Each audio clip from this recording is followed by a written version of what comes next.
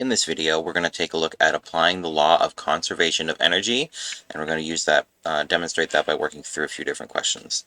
So let's start with our first example. A person on a 30-meter high cliff throws a 500-gram ball down at a speed of 19.6 meters per second. Find the speed, kinetic energy, and gravitational potential energy of the ball when it is at the top of the cliff, 15 meters off the ground, just before impact at the ground level, but before slowing down from smashing into the ground.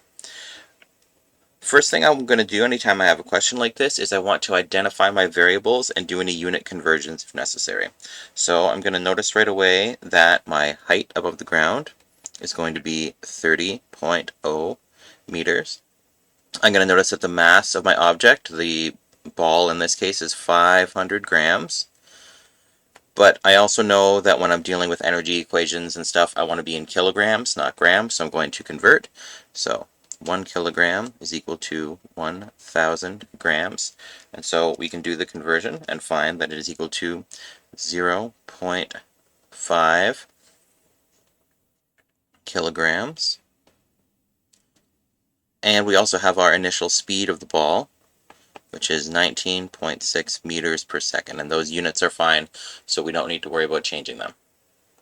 And I know the answers are provided here because they were given in the content on Brightspace, but I still want to just talk through it with you and kind of do it one piece at a time instead of you just looking at numbers on a page or on a screen. So for question A, we are trying to figure out the speed, kinetic energy, and gravitational potential energy at the top of the cliff. So let's start with the kinetic energy. EK is equal to half mv squared. Anytime we're doing a question like this, start by giving the general equation. Don't just start writing numbers. It's hard to identify if you know which equation you're using. Sometimes we can't tell which equation you're using, and if it's on an assessment, it's hard to tell where you're making your mistakes. So I have my formula. Let's plug in our values. So we know our mass. Let's plug that in, 0.5. We know our velocity, 19.6 squared. Let's plug that into our calculator. I know the answer's on the screen here, but let's do our own calculations to confirm that it's correct. And we're going to get an answer of 96.04, and we'll round to 96.0 joules. So there's our kinetic energy, so that part's done. Next up, we want to find the gravitational potential energy. As I said, find the kinetic energy. We did that. Find the gravitational potential energy. Let's do that next. So, Eg is equal to mgh. Now we know our mass is 0.5. We know g is always going to have a value of 9.8. And our height above the ground was 30.0 meters. So no unit conversion to worry about here. Let's plug in our numbers. 0.5 times 9.8 times 30 is going to give us a value of 147 joules. So we found our kinetic energy, we found our gravitational potential energy, and here they take it a step further. They didn't actually tell us to do this, but they do say to find the total, or they are showing us they're finding the total energy here. So the total energy in the object is going to be the sum of the kinetic energy and the gravitational potential energy. We know those numbers, so let's just add them together. 96.0 plus 147 is going to tell us that the ball has a total energy of 243 joules. The other thing we were asked to do was find the speed. We don't have to do a calculation here. It was given to us in the question. We know it was thrown with a velocity of 19, or a speed of 19.6 meters per second. All right, let's take a look at B.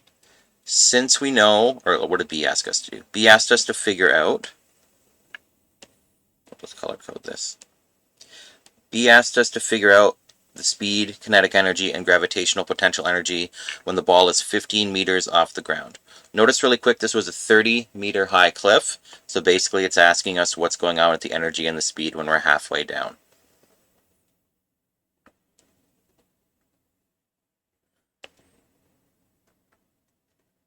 So let's, once again, they kind of used a combined equation here looking at total energy, but we can do it one piece at a time. So I know that the gravitational potential energy is going to be mgh. The mass of my ball hasn't changed, it's 0.5. The gravitational constant hasn't changed. and the height is going to be 15 meters. So let's calculate. 0.5 times 9.8 times 15 is equal to 73.5 joules. And notice that this is half of the original value of gravitational potential energy. So we had 147 originally. Now that we're halfway down, we've cut that in half, and we have 73.5. So we found the gravitational potential. We are next asked to find the kinetic potential. Not the kinetic potential, the kinetic energy. So basically, I want to find the kinetic energy. I don't know the speed yet, so I can't plug that in, but I do know that the total energy in the system is the kinetic energy plus the gravitational potential energy. I know that the total amount of energy in the system was our answer here, is 243 joules. That didn't change as it went down, so let's plug in those values. 243 equals, I don't know my kinetic energy yet, I'm going to figure that out, plus my gravitational potential energy, which was 73.5. So we can just rearrange and solve. 243 minus 73.5. And rounding with our significant figures, we're going to get our kinetic energy equal to 170 joules. So we've answered two parts of the question. We have the gravitational potential energy. We have the kinetic energy. Now we're going to find the velocity. And in order to do that, I need an equation that involves energy and velocity. And we have that in our kinetic energy equation. So EK equals half mv squared. I know my actually, I'm going to rearrange first before I substitute. Generally, that's best practice, although it doesn't really matter which way we do it. So I'm going to rearrange 2 times EK divided by m square root equals v. And technically, it should be plus or minus the square root, but I don't want negative. I can't have negative energy values here, so I'm just interested in the positive value. So let's plug in our numbers. 2 times the kinetic energy divided by the mass. And usually I wouldn't work left to right with a bunch of equal signs on the same line. I'm just running out of room here on the page, so that's why I'm doing that. So 2 times 170 divided by 0.5 square root gives us an answer of 26 meters per second. So let's just state that here clearly. Velocity is 26 meters per second. So that looks good. And finally, question C. So question C, we were at the bottom of the cliff right before impact. So basically the ball has descended and it's just starting to make contact with the ground, but it hasn't actually squished yet. So it's like that instantaneous moment where the ground hasn't affected yet, but there's no space in between the ball and the ground either. So there's no height for us to worry about in our gravitational potential equations. All right, so at the bottom, let's start with our gravitational potential energy, mgh. We don't even need a calculation. We can just talk about this logically, but I'm still going to show you the math. Mass was 0.5. Force of gravity was 9.8. And the height above the ground, like I just said, is 0. So the whole thing's going to go to 0. So the gravitational potential energy has zeroed out, which means all the energy has been converted to kinetic energy.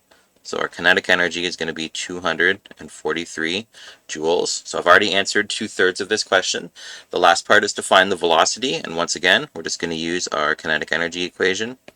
Half mv squared. We'll use our rearranged form from up here. I'm literally going to copy and paste that.